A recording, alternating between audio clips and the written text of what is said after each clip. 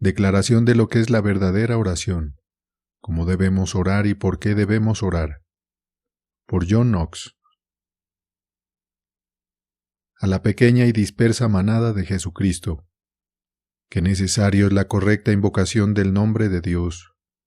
No debería ser desconocido por ningún cristiano, ya que es la misma rama que brota de la verdadera fe, y si alguien carece de ella, a pesar de que esté dotado con cualquier otra virtud, aún así, en la presencia de Dios es considerado en absoluto como un cristiano.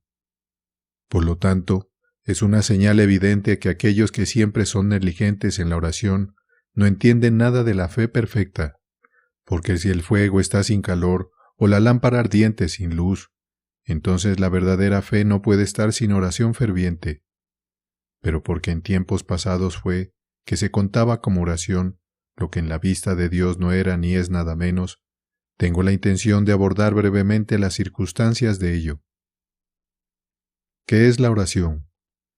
Quien va a orar debe saber y entender que la oración es una conversación seria y familiar con Dios, a quien declaramos nuestras miserias, cuyo apoyo y ayuda imploramos y deseamos en nuestras adversidades, y a quien alabamos y elogiamos por nuestros beneficios recibidos. Así que la oración contiene la exposición de nuestros dolores, problemas, tristezas, el deseo de la defensa de Dios y el alabar su magnífico nombre, como claramente enseñan los salmos de David. ¿Qué se debe observar en la oración? Que esto se haga con la mayor reverencia. Debería impulsarnos a la consideración en cuya presencia estamos, con quien hablamos y que deseamos, estando en la presencia del Creador omnipotente del cielo y de la tierra, y de todo su contenido, a quien asisten y sirven mil y miles de ángeles, dando obediencia a su eterna majestad, y hablando con Él que conoce los secretos de nuestros corazones, ante quien la disimulación y las mentiras son siempre odiosas y detestables, y pidiendo aquello que puede ser más para su gloria y para el consuelo de nuestra conciencia. Pero diligentemente deberíamos atender que tales cosas que pueden ofender su presencia divina, hasta donde más podamos, sean removidas.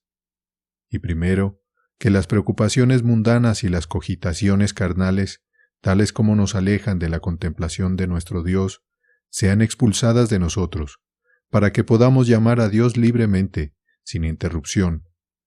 Pero qué difícil y duro es realizar esta única cosa en la oración.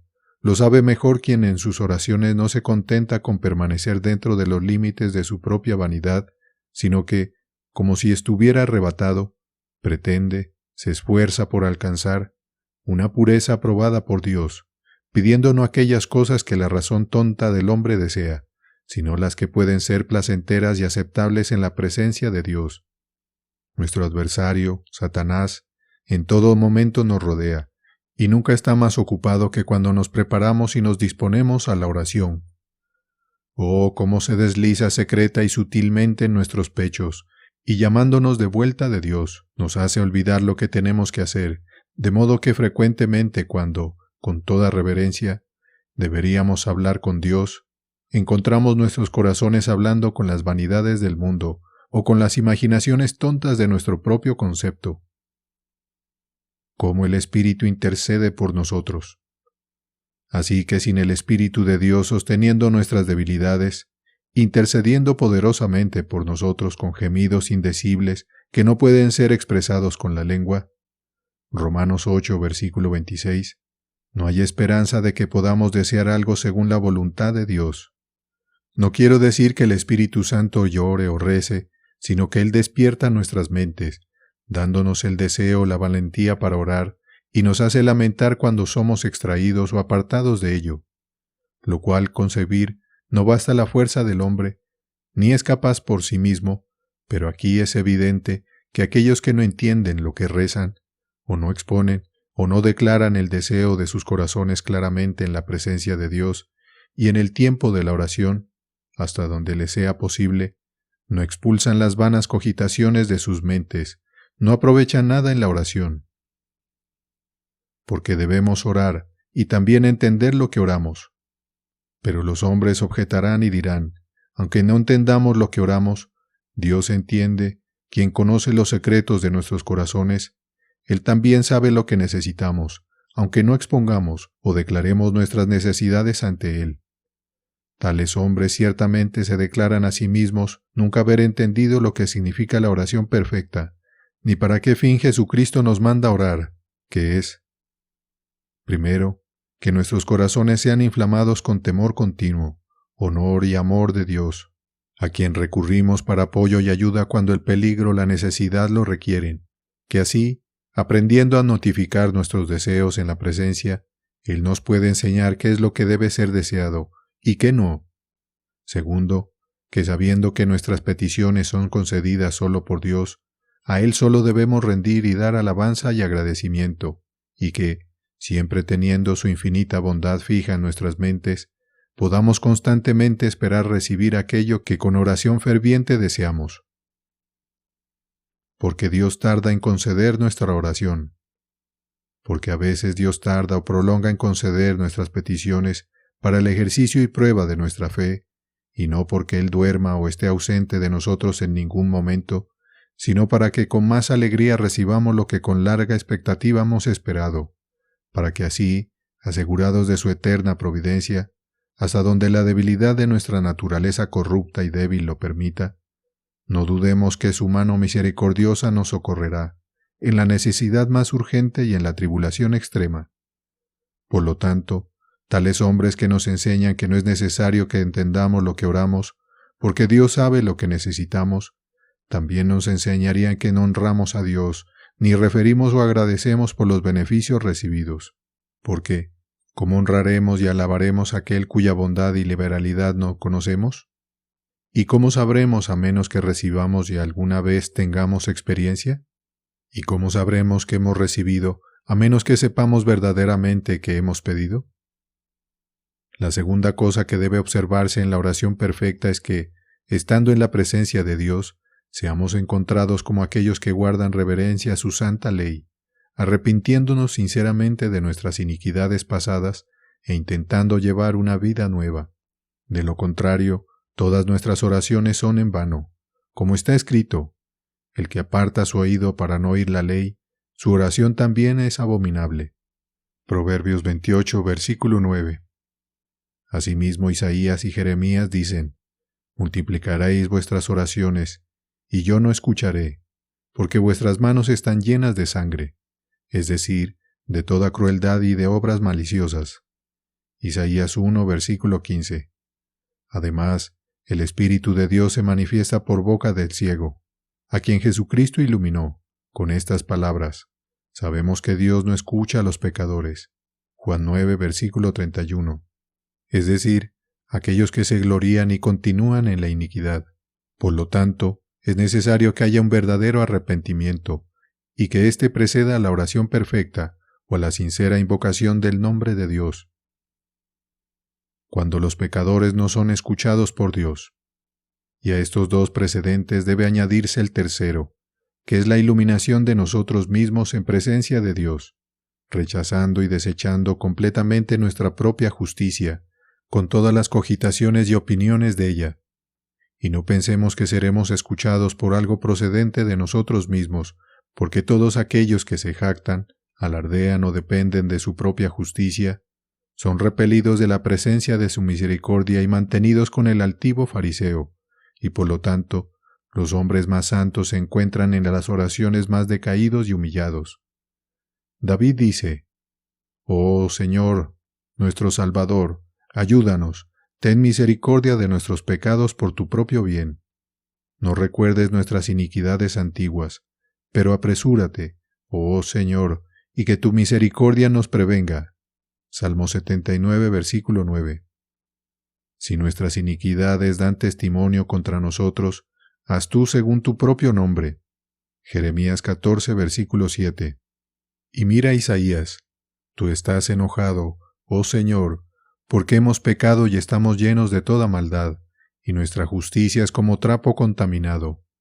Pero ahora, oh Señor, tú eres nuestro Padre, nosotros somos arcilla, tú eres el artesano y nosotros somos la obra de tus manos. No te enojes, oh Señor, no recuerdes nuestras iniquidades para siempre. Isaías capítulo 64. Y Daniel, muy elogiado por Dios, hace en su oración la más humilde confesión, en estas palabras: somos pecadores y hemos ofendido, hemos actuado impíamente, y nos hemos apartado de tu mandamiento. Por lo tanto, no en nuestra propia rectitud hacemos nuestras oraciones ante ti, sino que tus misericordias más justas y grandes presentamos ante nosotros. Oh Señor, escucha. Oh Señor, ten misericordia y perdónanos. Oh Señor, atiende, ayuda, y no ceses. Mi Dios, incluso por tu propio nombre hazlo, porque tu ciudad y tu pueblo son llamados según tu propio nombre.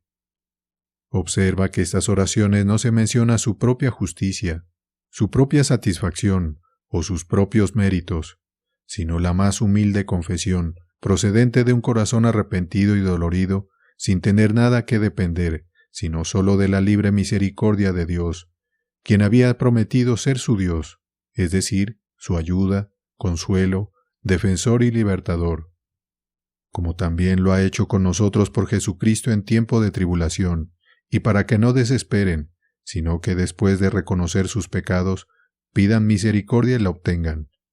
Por lo tanto, es evidente que aquellos hombres que, en sus oraciones, tienen en cuenta alguna virtud procedente de ellos mismos, pensando así que sus oraciones serán aceptadas, nunca han orado correctamente. ¿Qué son el ayuno y las obras de caridad con la oración? Aunque al ferviente orar se une el ayuno, la vigilia y las obras de caridad, ninguno de ellos es la causa de que Dios acepte nuestras oraciones, sino que son estímulos que nos permiten desviarnos, sino que nos hacen más capaces de continuar en la oración, la cual es aceptada por la misericordia de Dios. Pero aquí se puede objetar que David ora: guarda mi vida, oh Señor, pues soy santo. Oh Señor, salva mi alma, pues soy inocente, y no permitas que sea consumido. Salmo 33 y 86. También Ezequías: recuerda, Señor, te imploro, que he caminado rectamente delante de ti, y que he hecho lo bueno ante tus ojos. Segunda de Reyes, capítulo 20. Estas palabras no son dichas por hombres gloriosos, ni confiando en sus propias obras, pero en ellos se testifican a sí mismos como hijos de Dios por regeneración, a quienes Él siempre promete ser misericordioso, y escuchar sus oraciones en todo momento. La causa de su valentía fue Jesucristo, y así sus palabras surgieron de una fe acostumbrada, constante y ferviente, creyendo seguramente que como Dios de su infinita misericordia los había llamado a su conocimiento, no permitiéndoles andar tras su propia maldad natural, sino que en parte les había enseñado a conformarse a su santa ley, y eso por causa de la semilla prometida, para que así no los dejara desprovistos de consuelo, consolación y defensa en tan grande y extrema necesidad. Y así, su justicia no la alegan para gloriarse de ella, ni para confiar en ella, sino para fortalecerse y confirmarse en las promesas de Dios. Y este consuelo desearía para todos los cristianos en sus oraciones, un testimonio de buena conciencia para asegurarle las promesas de Dios, pero para obtener lo que piden deben depender únicamente de Él, dejando de lado toda opinión y pensamiento de nuestra propia justicia. Y además, David, en las palabras anteriores, se compara con el rey Saúl y con el resto de sus enemigos, quienes injustamente lo persiguieron, deseando de Dios que no prevalezcan contra él, como si dijera: injustamente me persiguen, y por lo tanto, defiéndeme según mi inocencia. Porque de otro modo confiesa haber ofendido gravemente a Dios, como claramente testifica en los lugares precedentes. La hipocresía no es aceptada por Dios. En tercer lugar, en la oración se debe observar que lo que pedimos a Dios debemos desearlo sinceramente, reconociéndonos indigentes y carentes de ello, y que solo Dios puede conceder la petición de nuestro corazón cuando es su buena voluntad y placer. Pues nada hay más odioso ante Dios que la hipocresía y la simulación, es decir, cuando los hombres piden a Dios cosas de las cuales no tienen necesidad, o que creen obtener por otros medios que no sean Dios solo. Como si un hombre pide a Dios remisión de sus pecados, pensando sin embargo obtenerla por sus propias obras o por los méritos de otros hombres, se burla de Dios y se engaña a sí mismo. y en tales casos ofende muchos, principalmente los poderosos y ricos de la tierra, que, por costumbre común, rezarán esta parte del Padre nuestro: danos hoy nuestro pan de cada día, es decir, un sustento moderado y razonable, y sin embargo, sus propios corazones testificarán que no necesitan rezar así, viendo que abundan en todo solaz y felicidad mundanos. No quiero decir que los ricos no deban rezar esa parte de la oración, pero desearía que entendieran lo que deben orar en ella, de lo cual tengo la intención de hablar más adelante, y que no pidan nada de lo que no se sientan ellos mismos maravillosamente indigentes y necesitados, porque a menos que llamemos en verdad, Él no nos concederá, y a menos que hablemos con todo nuestro corazón, no lo encontraremos. El cuarto criterio necesario por seguir en la oración es una esperanza segura de obtener lo que pedimos. Pues nada ofende más a Dios que cuando pedimos dudando si se concederán nuestras peticiones, pues al hacerlo dudamos si Dios es verdadero, si es poderoso y bueno. Tales, dice Santiago, no obtienen nada de Dios. Y por ello Jesucristo manda que creamos firmemente obtener cuanto pedimos, pues todo es posible para aquel que cree. Y por lo tanto, en nuestras oraciones siempre debe ser expulsada toda desesperación. No quiero decir que cualquier hombre en la extremidad del problema pueda estar sin un dolor presente y sin un mayor temor de problemas por seguir. Las dificultades son los estímulos que nos incitan a orar.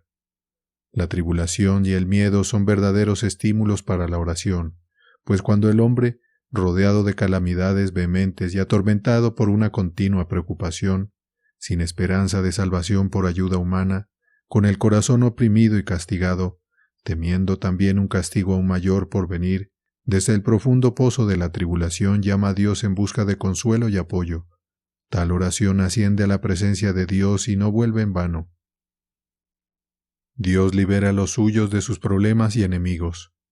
Como David, en la vehemente persecución de Saúl, perseguido y acosado de cada refugio, temiendo que algún día caería en manos de sus perseguidores, después de haberse quejado que no le quedaba lugar de descanso, oró vehementemente, diciendo: «Oh Señor, que eres mi Dios, en quien solo confío, sálvame de los que me persiguen y líbrame de mis enemigos. No permitas que este hombre», refiriéndose a Saúl, «devore mi vida, como un león hace con su presa, pues de nadie busco consuelo sino solo de ti». En medio de estas angustias, la bondad de Dios lo sostenía, haciendo que la tribulación presente fuera tolerable, y las promesas infalibles de Dios le aseguraban tan firmemente la liberación, que el miedo se mitigaba y se desvanecía en parte, como claramente aparece a aquellos que observan atentamente el proceso de sus oraciones. Pues después de largas amenazas y advertencias hechas por sus enemigos, concluye con estas palabras: «El dolor que él pretendía para mí caerá sobre su propia cabeza, y la violencia con la que pretendía oprimirme derribará su propia cabeza.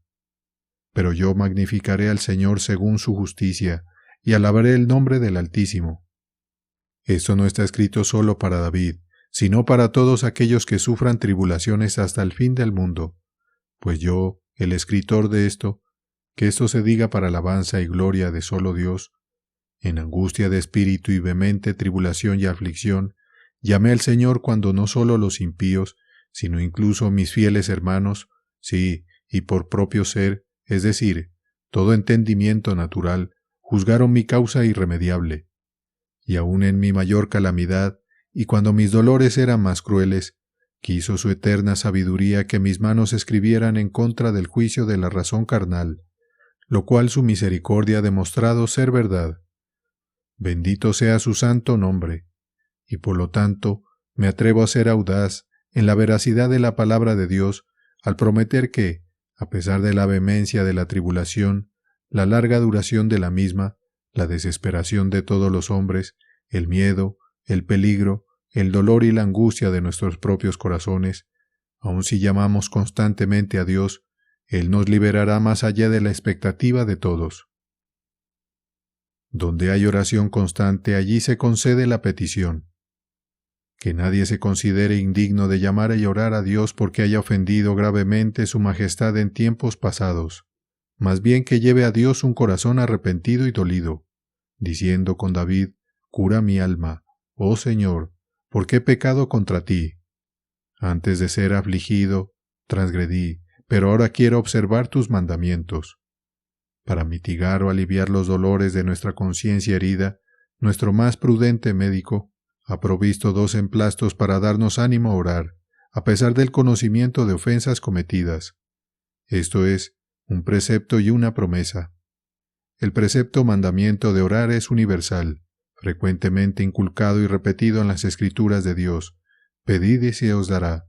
Mateo capítulo 7. Llama a mí en el día de la angustia. Salmo 50. Velad y orad para que no caigáis en tentación. Mateo 26. Os mando que oréis siempre sin cesar, haced súplicas incesantes, y dad gracias en todas las cosas. Primera de Tesalonicenses capítulo 5. Los cuales mandamientos, quien quiera que desprecie o menosprecie, peca igualmente con quien roba, pues en este mandamiento de no robar hay un precepto negativo. Así también debes orar es un mandamiento afirmativo. Y Dios requiere igual obediencia a todos sus mandamientos. Aún más osadamente diré, aquel que, cuando la necesidad lo constriña, no desee apoyo y ayuda de Dios, provoca su ira no menos que aquellos que fabrican dioses falsos o niegan abiertamente a Dios. El que no ora en la tribulación, niega a Dios. Pues así como es desconocer ningún médico o medicina, o al conocerlos rehusar usarlos y recibirlos, así no llamar a Dios en tu tribulación, es como si no conocieras a Dios o lo negaras completamente. No orar es un pecado muy odioso. Oh, ¿por qué entonces dejamos de llamar insistentemente a su misericordia, teniendo su mandamiento de hacerlo? Por encima de todas nuestras iniquidades, mostramos un manifiesto desprecio y desdén hacia Él, cuando por negligencia demoramos en pedir su apoyo gracioso. Quien llama a Dios obedece su voluntad, y encuentra en ello no poca consolación, sabiendo que nada es más aceptable a su majestad que la humilde obediencia. Jeremías 2, versículos 4 al 8. A este mandamiento, Él añade su promesa más indudable en muchos lugares. Pedid y se os dará, buscad y hallaréis. Mateo capítulo 7. Y por el profeta Jeremías en el capítulo 29, Dios dice: «Me llamaréis y yo os abriré, buscaréis y me hallaréis». Y por Isaías Él dice: «¿Puede una madre olvidar a su hijo lactante y no compadecerse del hijo de sus entrañas? Aunque ellas se olviden, yo no me olvidaré de vosotros». Y a esto corresponden y concuerdan las palabras de Jesucristo en Lucas 11, diciendo: «Si vosotros siendo malos sabéis dar buenas dádivas a vuestros hijos, cuanto más vuestro Padre Celestial dará su Espíritu Santo a los que se lo pidan». Y para que no pensemos que Dios está ausente o no nos oye, acusa a Moisés diciendo: «No hay nación que tenga sus dioses tan cercanos a ellos como nuestro Dios, que está presente en todas nuestras oraciones». Deuteronomio 4. También el salmista: «Cercano está el Señor a todos los que le invocan de verdad». Y Cristo dice: «Donde quiera que 2 o 3 estén reunidos en mi nombre, allí yo estoy en medio de ellos». Disposición de Dios para oír a los pecadores. Para que no pensemos que Dios no nos oirá, Isaías dice: «Antes que clamen, yo responderé; mientras aún estén hablando, yo escucharé». Y también, si por la tarde viene la angustia o calamidad, antes de la mañana vendrá la alegría. Y estas palabras más consoladoras las dice el Señor no solo a Israel carnal, sino a todos los hombres gravemente oprimidos, esperando la liberación de Dios. «Por un momento y un breve instante aparté de ti mi rostro, pero con misericordia eterna te tendré compasión». Isaías capítulo 54. La esperanza de obtener nuestras peticiones debe depender de las promesas de Dios. Oh, duros son los corazones a quienes no ablandan tan numerosas, dulces y seguras promesas. En ellas debe depender la esperanza de obtener nuestras peticiones. La indignidad o indignación de nosotros mismos no debe ser considerada, pues aunque a los elegidos que han partido en santidad y pureza de vida seamos muy inferiores, Sin embargo, en esa parte somos iguales, en que tenemos el mismo mandamiento de orar y la misma promesa de ser escuchados. Pues su majestuosa gracia no estima la oración, ni concede la petición por alguna dignidad de la persona que ora, sino solamente por causa de su promesa. Y eso dice David: Tú has prometido a tu siervo, oh Señor, que tú edificarás una casa para él, por lo cual tu siervo ha hallado en su corazón orar en tu presencia. Ahora sí, oh Señor, tú eres Dios, y tus palabras son verdaderas. Tú has hablado estas cosas a tu siervo.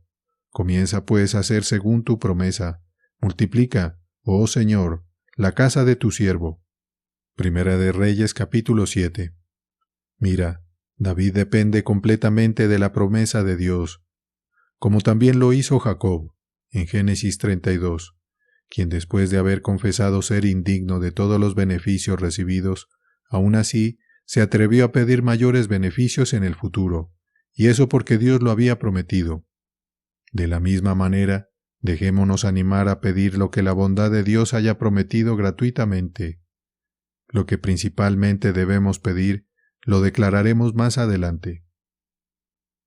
Observación en la oración piadosa. La quinta observación que requiere la oración piadosa es el perfecto conocimiento del abogado, intercesor y mediador. De la necesidad de tener un mediador. Porque, dado que nadie es digno por sí mismo de comparecer o aparecer en la presencia de Dios, ya que en todos los hombres reside continuamente el pecado, que por sí mismo ofende la majestad de Dios, provocando todo debate, conflicto, odio y división entre su justicia inviolable y nosotros, por lo cual, a menos que se haga satisfacción por otro que no seamos nosotros mismos, tan poca esperanza queda de que podamos obtener algo de él, que ninguna seguridad con él podemos tener en absoluto. Primera de Juan capítulo 2. Para librarnos de esta horrible confusión, nuestro Padre más misericordioso nos ha dado a su único Hijo amado, para que sea para nosotros justicia, sabiduría, santificación y santidad. Primera de Corintios capítulo 1. Si creemos fielmente en Él, estamos tan revestidos que podemos comparecer y aparecer con audiencia ante el trono de la misericordia de Dios, sin dudar de que todo lo que pidamos por nuestro mediador, lo obtendremos con toda seguridad. Hebreos capítulo 8. Nota con diligencia por quién debemos orar. Aquí debe observarse con mayor diligencia que sin nuestro mediador, abogado y pacificador, no entraremos en oración, pues la invocación de aquellos que oran sin Jesucristo no solo es vana, sino que también son odiosas y abominables ante Dios, lo cual nos fue prefigurado y declarado más evidentemente en el sacerdocio levítico, pues así como el lugar santísimo no entraba nadie sino el sumo sacerdote solo, y como todos los sacrificios ofrecidos por otro que no fuera un sacerdote solo, provocaban la ira de Dios sobre el que hacía el sacrificio, Segunda de Crónicas 26, así quien intente entrar en la presencia de Dios o hacer oraciones sin Jesucristo, encontrará nada más que juicio temible y horrible condenación. Turcos y judíos. Por lo tanto, es evidente que los turcos, idólatras islámicos o musulmanes, y judíos, a pesar de que aparentemente oran fervientemente a Dios, que creó el cielo y la tierra, que lo guía y gobierna, que defiende a los buenos y castiga a los malos, nunca son sus oraciones agradables a Dios, ni honran su santa majestad en nada, porque no reconocen a Jesucristo, pues quien no honra al Hijo no honra al Padre. Juan 5, versículo 23. Cuando no somos escuchados. Porque así como la ley es un estatuto que nos ordena llamar a Dios, y como se nos ha prometido que Él nos oirá, así solo se nos manda llamar por Jesucristo, por quien solo obtenemos nuestras peticiones, pues en Él solo se confirman y completan las promesas de Dios. Por lo tanto, sin controversia alguna, es claro que aquellos que han llamado, o llaman continuamente a Dios por otro nombre que no sea el de Jesucristo, Primera de Corintios capítulo 1, no consideran en absoluto la voluntad de Dios, sino que obstinadamente prevarican y actúan en contra de sus mandamientos, y por lo tanto no obtienen sus peticiones, ni tampoco tienen acceso a su misericordia. Pues nadie llega al Padre, dice Jesucristo, sino por mí. Él es el camino correcto. Quien se desvía de él, yerra y se extravía. Él es nuestro líder, a quien a menos que sigamos, andaremos en la oscuridad. Y Él solo es nuestro capitán, sin quien ni alabanza ni victoria jamás obtendremos. Intercesión de los santos. Contra aquellos que dependen de la intercesión de los santos, no contendré de otra manera, sino que brevemente tocaré las propiedades de un mediador perfecto. Primero, son palabras muy seguras de Pablo: un mediador no es mediador de uno solo, es decir, donde quiera que se requiera un mediador, también hay dos partes, a saber, una parte ofensora y la otra parte ofendida, las cuales por sí mismas de ninguna manera pueden ser reconciliadas. En segundo lugar, el mediador que asume la reconciliación de estas dos partes debe ser tal que, teniendo confianza y favor de ambas partes, sin embargo, en algunas cosas debe diferir de ambas y también debe estar claro e inocente del crimen cometido contra la parte ofendida. Que esto sea más claro por esta declaración subsiguiente: el Dios eterno de una parte y todos los hombres naturales descendientes de Adán de otra parte. La justicia infinita de Dios está tan ofendida por la transgresión de todos los hombres que de ninguna manera puede haber amistad, a menos que se encuentre tal que pueda satisfacer plenamente por las ofensas del hombre. Entre los hijos de los hombres ninguno fue hallado capaz, pues todos fueron hallados culpables en la caída de uno. Y Dios, infinito en justicia, debe aborrecer la sociedad y el sacrificio de los pecadores. Nuestros pecados pasados y grandes exceden la fuerza de cualquiera de nosotros. Por lo tanto, es necesario que tú, oh Cristo, tú mismo, hagas satisfacción por nosotros. Los ángeles no pueden ser mediadores. Y en cuanto a los ángeles, que les aprovechó la prevaricación del hombre, quienes, aunque hubieran querido interponerse como mediadores, sin embargo, ¿no tenían la justicia infinita? ¿Quién entonces será hallado aquí como pacificador? Ciertamente, la infinita bondad y misericordia de Dios no podía permitir la pérdida perpetua y el repudio de sus criaturas, y por lo tanto, su eterna sabiduría proveyó tal mediador, teniendo con qué satisfacer la justicia de Dios, diferenciándose también de la divinidad, su único Hijo, revestido en la naturaleza humana, quien se interpuso como mediador, no solo como hombre. Jesucristo, Dios y hombre, nuestro mediador. Porque la pura humanidad de Cristo, por sí misma, no podría hacer intercesión y satisfacción por nosotros, sino Dios y hombre. En tanto que es Dios, podría cumplir la voluntad del Padre, y en tanto que es hombre, puro y limpio, sin mancha ni pecado, podría ofrecer sacrificio para la purgación de nuestros pecados y la satisfacción de la justicia de Dios. Así que, a menos que los santos tengan estos dos, divinidad igual al Padre y humanidad sin pecado, no pueden usurpar el oficio de mediador. Objeción. Pero aquí se objetará: ¿quién no sabe que Jesucristo es el único mediador de nuestra redención, pero eso no impide o obstaculiza a los santos y hombres santos ser mediadores y hacer intercesión por nosotros? Respuesta.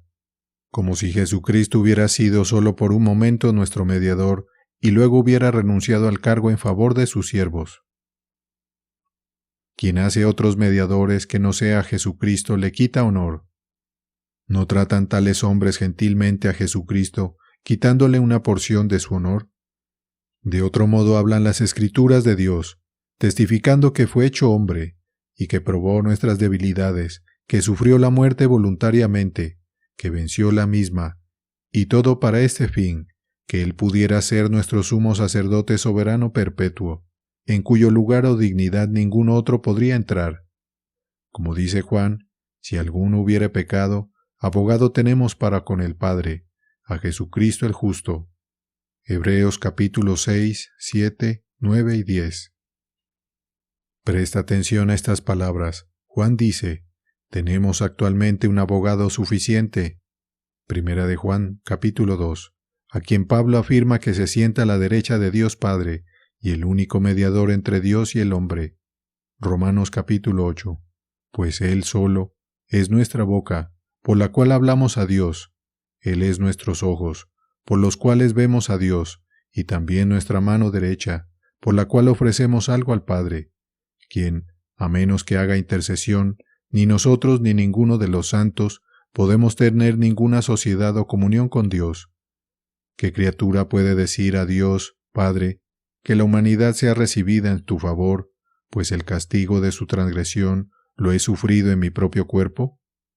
Por su causa fui rodeado de todas las debilidades, y así me convertí en el más despreciado y despreciado de todos los hombres. Y sin embargo, en mi boca no se encontró engaño ni falsedad, sino siempre obediente a tu voluntad, sufriendo la muerte más dolorosa por la humanidad. Y por lo tanto, no mires al pecador sino a mí, quien por mi justicia infinita es satisfecho perfectamente por sus ofensas. ¿Puede algún otro, excepto Jesucristo, interceder por los pecadores en estas palabras? Si no pueden, entonces no son ni mediadores ni intercesores. Pues, aunque los cristianos se encomiendan unos a otros a Dios en sus oraciones, sin embargo, no hacen intercesión, ni se atreven a usurpar el oficio de mediador. No, ni siquiera Pablo, aunque bajo la cabeza era un miembro principal, porque se encomienda a sí mismo en las oraciones de hombres fieles. Pero si alguien objeta, tal no es la condición de los santos difuntos, que ahora han dejado la mortalidad y ya no llevan la fragilidad de la carne, lo cual, aunque concedo ser muy cierto, sin embargo, todos ellos están obligados a arrojar sus coronas ante aquel que está sentado en el trono, reconociéndose a sí mismos haber sido liberados de esta gran aflicción, haber sido purificados por la sangre del Cordero, y por lo tanto ninguno de ellos intenta ser un mediador, ya que ni tienen ser ni justicia de sí mismos. Pero en esta gran luz del Evangelio que ahora está comenzando, alabado sea el Omnipotente, no es necesario detenerse mucho en tal materia. Algunos dicen, usaremos solo un mediador, Jesucristo, ante Dios Padre, pero debemos tener santos, y principalmente a la Virgen María, la Madre de Jesucristo, para que ore por nosotros ante Él. Contra aquellos que querrían tener mediadores ante Jesucristo. Ay, quien quiera que piense así, muestra claramente no conocer nada correctamente de Jesucristo. Es Él que descendió del cielo y se dignó convivir con pecadores, ordenando a todos los afligidos y enfermos venir a Él. Mateo capítulo 11. Quien colgado en el madero oró primero por sus enemigos. ¿Se ha vuelto ahora tan inaccesible que no nos escuchará sin una persona de por medio? Oh Señor, abre los ojos de tales, para que puedan percibir claramente tu infinita bondad, gentileza y amor hacia la humanidad.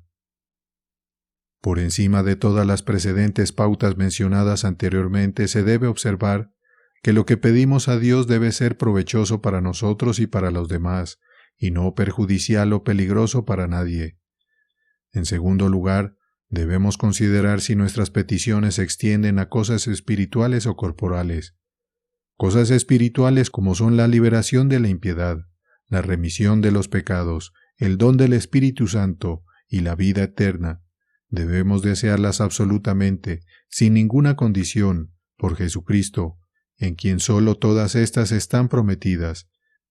Y al pedir esto, no deberíamos orar así: «Oh Padre, perdona nuestros pecados si es tu voluntad», porque su voluntad la ha expresado diciendo: «Vivo yo, no tengo placer en la muerte del impío, sino que se convierta y viva», cuyo juramento inmutable y solemne quien lo pone en duda hace a Dios mentiroso, y hasta donde Él lo permite, despojaría a Dios de su divinidad, porque no puede ser Dios si no es eterna e infalible verdad. Y Juan dice, este es el testimonio que Dios ha testificado de su Hijo, que todo aquel que cree en el Hijo tiene vida eterna. Primera de Juan capítulo 5, a cuya verdad debemos adherirnos firmemente, aunque nos aprenda el dolor mundano. Como David, exiliado de su reino y privado de toda su gloria, no se excluyó de Dios, sino que creyó firmemente en la reconciliación por la promesa hecha, a pesar de que todas las criaturas en la tierra lo hubieran rechazado, aborrecido y rebelado contra él. Dichoso el hombre a quien tú instruyas, oh Señor. Segunda de Samuel capítulo 15. Al pedir cosas corporales, Primero debemos averiguar si estamos en paz con Dios en nuestra conciencia por Jesucristo, creyendo firmemente que nuestros pecados son remitidos en su sangre. En segundo lugar, debemos indagar en nuestros propios corazones si sabemos que las riquezas temporales o los bienes no llegan al hombre por accidente, fortuna o azar, ni tampoco por la industria y diligencia del trabajo humano, sino que son el don liberal de Dios únicamente, del cual debemos alabar y elogiar su bondad, sabiduría y providencia solamente. ¿Qué debe ser orado? Y esto verdaderamente reconocemos y confesamos. Pidamos audazmente a Él todo lo que sea necesario para nosotros, como sustento de este cuerpo, salud del mismo, defensa de la miseria, liberación de la angustia, tranquilidad y paz para nuestro bienestar común, éxito próspero en nuestras vocaciones, trabajos y asuntos, cualesquiera que sean, los cuales Dios quiera, pedimos todo de Él, para certificarnos de que todas las cosas están bajo su régimen y disposición. Y también al pedir y recibir estos bienes corporales, tenemos un sabor de su dulzura y nos inflamamos con su amor, para que así nuestra fe en la reconciliación y remisión de nuestros pecados pueda ser ejercida y tomar aumento. Porque Dios difiere o prolonga en concedernos nuestras peticiones. Pero al pedir cosas temporales, debemos observar, primero, que si Dios difiere o prolonga en conceder nuestras peticiones, incluso tanto tiempo que parece aparentemente rechazarnos, aún no dejemos de llamar, sin prescribirle ni tiempo ni manera de liberación, como está escrito, si Él prolonga el tiempo, espera pacientemente por Él, y también, no sean los fieles demasiado apresurados, pues Dios a veces difiere y no concederá precipitadamente para la prueba de nuestra continuidad, como testifican las palabras de Jesucristo, y también para que podamos recibir con mayor alegría aquello que, con ardiente deseo, hemos esperado, como Ana, Sara y Elizabeth, después de la gran ignominia de su esterilidad, recibieron fruto de sus vientres con alegría. En segundo lugar, porque sabemos que la Iglesia en todo momento está bajo la cruz, al pedir bienes temporales, y especialmente liberación de la angustia, ofrezcamos a Dios obediencia, si a su bondad le place que seamos ejercitados más tiempo para que podamos soportarlo pacientemente, como David, deseando ser restaurado a su reino, cuando fue exiliado por su propio hijo, ofrece a Dios obediencia, diciendo, si he hallado favor en la presencia del Señor, Él me traerá de vuelta a casa. Es mejor obedecer a Dios que al hombre. Y los tres jóvenes dijeron a Nabucodonosor, sabemos que nuestro Dios al cual adoramos puede liberarnos, pero si no le place hacerlo, que sepas, oh rey, que tus dioses no adoraremos. Daniel capítulo 3. Aquí dieron una verdadera confesión de su fe perfecta, sabiendo que nada es imposible para la omnipotencia de Dios, afirmando también que se mantenían en su misericordia, pues de otro modo la naturaleza humana no podría entregarse voluntariamente a tal horrible tormento, pero ofrecen a Dios la más humilde obediencia, para ser liberados según su voluntad y placer, como deberíamos hacer en todas las aflicciones, pues no sabemos qué pedir o desear como debemos, es decir, la frágil carne, oprimida con el miedo y el dolor, desea la liberación, siempre aborreciendo y retrocediendo de dar obediencia. Oh hermanos cristianos, escribo por experiencia, pero el Espíritu de Dios llama de vuelta a la mente a la obediencia, para que aunque desee y espere la liberación, no se rebele contra la buena voluntad de Dios, sino que pida incesantemente poder soportar con paciencia. ¡Cuán difícil es esta batalla! Solo lo sabe aquel que ha sufrido la prueba en sí mismo. La petición del Espíritu.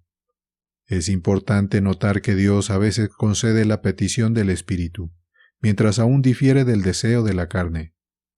Como quien duda de quien Dios alivió la pesadez de José, aunque no envió una liberación rápida en su encarcelamiento, Génesis capítulo 39, y que como le dio favor a los ojos de su carcelero, también le dio consuelo interiormente en espíritu. Además, Dios a veces concede la petición del Espíritu, donde completamente rechaza el deseo de la carne, pues la petición siempre del Espíritu es que podamos alcanzar la verdadera felicidad, a la cual debemos entrar necesariamente por la tribulación y la muerte final, ambas aborrecidas siempre por la naturaleza humana, y por lo tanto la carne, bajo la cruz y a la vista de la muerte, clama y anhela una liberación rápida. Pero Dios, que solo sabe lo que es conveniente para nosotros, a veces prolonga la liberación de sus elegidos y a veces permite que beban antes de la madurez de edad la amarga copa de la muerte corporal, para que así reciban medicina y cura de toda enfermedad. Pues, ¿quién duda que Juan Bautista deseaba haber visto más días de Jesucristo y haber estado más tiempo con él en conversación? ¿O que Esteban no hubiera querido trabajar más días predicando el Evangelio de Cristo, a quien, sin embargo, permitió probar rápidamente de esta sentencia general? Hechos capítulo 7. Y, aunque por lo tanto no veamos ayuda aparente para nosotros ni para otros afligidos, no dejemos de llamar, pensando que nuestras oraciones son en vano. Pues, cualquiera que sea el destino de nuestros cuerpos, Dios dará un consuelo indescriptible al espíritu, y convertirá todo nuestro beneficio más allá de nuestra propia expectativa. Los impedimentos vienen de la debilidad de la carne. La razón por la que estoy tan largo y tedioso en este asunto es porque sé lo difícil que es la batalla entre el espíritu y la carne, bajo la pesada cruz de la aflicción, donde no aparece defensa mundana, sino muerte inminente. Conozco los quejidos y las quejas murmurantes de la carne, conozco la ira, el enojo y la indignación que concibe contra Dios, poniendo en duda todas sus promesas y estando lista a cada hora para abandonar completamente a Dios, contra lo cual solo queda la fe, provocándonos a llamar con insistencia y orar por la asistencia del Espíritu de Dios, en lo cual, si continuamos, convertirá nuestras calamidades más desesperadas en alegría y un fin próspero. A ti, oh Señor, solo sea alabanza, pues con experiencia escribo esto y hablo. ¿Dónde, por quién y en qué momento debemos orar? No debe pasarse por alto en silencio. Oración privada. La oración privada, como la que las personas ofrecen en secreto a Dios por sí mismas, no requiere de un lugar especial, aunque Jesucristo manda, en Mateo 6, versículo 6, que cuando oremos entremos en nuestra habitación, cerremos la puerta y así oremos secretamente a nuestro Padre, con lo cual quiso decir que deberíamos elegir para nuestras oraciones lugares que ofrezcan la menor ocasión para distraernos de la oración, y también que deberíamos expulsar de nuestras mentes en el momento de la oración todas las cogitaciones vanas, pues de otra manera Jesucristo mismo no observa un lugar especial para orar, pues lo encontramos a veces orando en el monte de los olivos, a veces en el desierto, a veces en el templo y en el jardín, y Pedro deseaba orar en la azotea de la casa. Hechos 10, versículo 9. Pablo oró en la prisión y fue escuchado por Dios, quien también manda a los hombres orar en todo lugar, levantando hacia Dios manos puras y limpias. Primera de Timoteo 2, versículo 8. Como encontramos que los profetas y los hombres más santos hicieron cuando el peligro o la necesidad lo requerían. Los lugares designados para orar no deben ser descuidados. Pero las oraciones públicas y comunes deben usarse en lugares designados para la asamblea, de donde quien quiera que se ausente negligentemente no tiene excusa. No quiero decir que ausentarse de ese lugar sea pecado, porque ese lugar sea más sagrado que otro, pues toda la tierra creada por Dios es igualmente santa.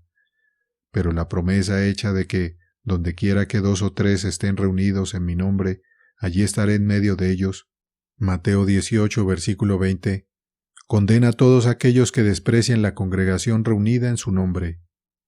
Pero observa bien la palabra, reunidos. No me refiero a escuchar música, cantar o tocar, ni a repiquetear en cuentas de rosario o libros de los que no tienen entendimiento, ni a cometer idolatría, honrando eso por Dios que en verdad no es Dios. Pues con tales no me uniré ni en oración común ni en recibir sacramentos externos, pues al hacerlo estaría afirmando su superstición y abominable idolatría, lo cual, por la gracia de Dios, nunca haré, ni aconsejaré a otros hacer hasta el final. que significa estar reunidos en el nombre de Cristo. Esta congregación que menciono debería reunirse en el nombre de Jesucristo, es decir, para alabar y magnificar a Dios Padre, por los infinitos beneficios recibidos por su único Hijo, nuestro Señor. En esta congregación debería distribuirse la cena mística y última de Jesucristo sin superstición, ni más ceremonias de las que Él mismo utilizó y sus apóstoles después de Él. Y en la distribución de la misma, en esta congregación debería hacerse una inquisición sobre los pobres entre ellos, y proveerse apoyo hasta el momento de su próxima convención, y debería distribuirse entre ellos. Además, en esta congregación deberían hacerse oraciones comunes, tales que todos los hombres al oírlas pudieran entender, para que los corazones de todos, suscribiendo, acorde a la voz de uno, pudieran decir de una mente sincera y ferviente, Amén. Quienquiera que se retire de tal congregación, se declara a sí mismo no ser miembro del cuerpo de Cristo. Pero ¡ay! ¿Dónde se encontrará? ¿Por quién y en qué momento debemos orar? Ahora queda, ¿por quién y en qué momento debemos orar? Por todos los hombres y en todo momento. Pablo manda que debemos orar así. Y principalmente por aquellos de la casa de la fe que sufren persecución, y por las naciones tiránicamente oprimidas, deberíamos llamar incesantemente para que Dios, por su misericordia y poder, resista la violencia de tales tiranos. 1 Timoteo capítulo 2. La sentencia de Dios puede cambiarse, y cuando veamos las plagas de Dios, como el hambre, la pestilencia o la guerra acercándose o pareciendo reinar, entonces deberíamos, con voces lamentables y corazones arrepentidos, llamar a Dios para que le plazca a su infinita misericordia retirar su mano, lo cual, si hacemos sinceramente, Él sin duda revocará su ira, y en medio de su furia pensará en la misericordia, como nos enseña la Escritura con sus verdades infalibles y eternas. Como en Éxodo, Dios dice, «Destruiré a esta nación de la faz de la tierra», y cuando Moisés se dispone a orar por ellos, el Señor continúa diciendo, «Déjame que los destruya por completo». Y entonces Moisés se postra sobre su rostro, y durante 40 días continúa en oración por la seguridad del pueblo, por quien al final obtiene el perdón. Éxodo 32 al 34, Deuteronomio capítulo 9. David, en la vehementísima plaga, llamó lamentablemente a Dios. Segunda de Samuel, en el último capítulo. Y el rey de Nínive dice, «Quién sabe, Dios puede volverse y arrepentirse, y cesar de su feroz ira, para que no perezcamos». Jonás capítulo 3. Estos ejemplos y escrituras no están escritos en vano, sino para certificarnos que Dios, por su bondad nativa, mitigará sus plagas, por nuestras oraciones ofrecidas por Jesucristo, aunque haya amenazado con castigar, o actualmente esté castigando, lo cual Él testifica con sus propias palabras, diciendo, «Si he profetizado contra alguna nación o pueblo, que serán destruidos, si se arrepienten de su iniquidad, yo me arrepentiré del mal que he hablado contra ellos». Jeremías capítulo 18. Esto escribo, lamentando la gran frialdad de los hombres, que bajo tan largos azotes de Dios, no se incendian nada para orar con arrepentimiento, sino que duermen despreocupadamente en una vida perversa, como si las guerras continuas, la hambruna urgente y las plagas cotidianas de pestilencia y otras enfermedades contagiosas, insolentes, inusuales y extrañas, no fueran los signos presentes de la ira de Dios, provocada por nuestras iniquidades. Una plaga amenazada para Inglaterra.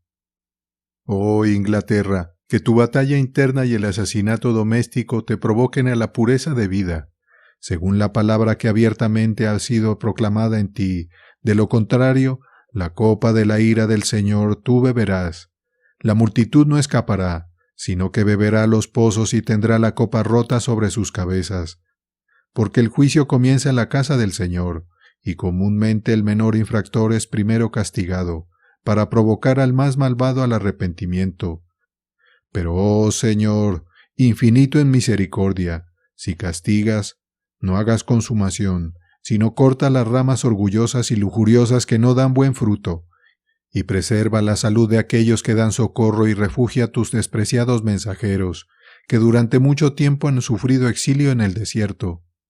Y que tu reino venga pronto para que el pecado termine, la muerte sea devorada, tus enemigos confundidos, que nosotros, tu pueblo, liberados por tu majestad, podamos obtener gozo eterno y toda felicidad, a través de Jesucristo nuestro Salvador, a quien sea todo honor y alabanza, por siempre. Amén. A continuación, una confesión. Dios omnipotente y eterno, Padre de nuestro Señor Jesucristo, que por tu providencia eterna dispones los reinos, según lo que mejor parece a tu sabiduría, reconocemos y confesamos que tus juicios son justos, ya que por nuestra ingratitud y por el abuso de tu santísima palabra, justamente podrías derramar sobre nosotros lo más extremo de tus plagas, porque no hemos reconocido los días y tiempos de nuestra misericordiosa visitación. Hemos despreciado tu palabra y menospreciado tus misericordias. Hemos transgredido tus leyes, porque engañosamente hemos obrado, cada uno con nuestros vecinos. No hemos aborrecido la opresión y la violencia. La caridad no ha aparecido entre nosotros, como lo requiere nuestra profesión. Hemos prestado poca atención a las voces de tus profetas. Tus amenazas las hemos estimado vanidad y viento. De manera que, en nosotros, por nosotros mismos, no queda nada digno de tus misericordias, pues todos se hallan infructuosos, incluso los príncipes con los profetas, como árboles marchitos aptos y listos para ser quemados en el fuego de tu eterno descontento. Pero, oh Señor, considera tu propia misericordia y bondad, para que puedas purgar y eliminar la carga más sucia de nuestras horribles ofensas, que tu amor supere la severidad de tus juicios, así como lo hizo al dar al mundo a tu único Hijo, Jesús, cuando toda la humanidad estaba perdida y no quedaba obediencia en Adán ni en su descendencia. Regenera nuestros corazones, oh Señor, por la fuerza de tu Espíritu Santo. Conviértenos tú, y seremos convertidos. Obra en nosotros un arrepentimiento sincero, y mueve nuestros corazones a obedecer tus santas leyes. Considera nuestros problemas y destrucción aparente, y detén la espada de tu venganza antes de que nos devore. Coloca sobre nosotros, oh Señor, por el bien de tu gran misericordia, un líder, con tales gobernantes y magistrados que teman tu nombre y deseen la gloria de Cristo Jesús expandirse. No nos quites la luz de tu evangelio, y no permitas que ningún papista prevalezca en este reino. Enciende los corazones con tu consejo, con tu verdadero temor y amor. Reprime el orgullo de aquellos que se rebelarían y eliminan de todos los corazones el desprecio por la palabra. No permitas que nuestros enemigos se alegren de nuestra destrucción, sino mira el honor de tu propio nombre. Oh Señor, y permite que tu evangelio sea predicado con audacia en este reino. Si tu justicia debe castigar, entonces castiga nuestros cuerpos con la vara de tu misericordia. Pero, oh Señor, no nos dejes volver nunca, ni volver a la idolatría de nuevo. Mitiga los corazones de aquellos que nos persiguen, y no nos dejemos desfallecer bajo la cruz de nuestro Salvador, sino asístenos con el Espíritu Santo, incluso hasta el final. Apresúrate, Señor, y no tardes. Amén. Declaración de lo que es la verdadera oración, cómo debemos orar y por qué debemos orar. Por John Knox. Colgado en el madero.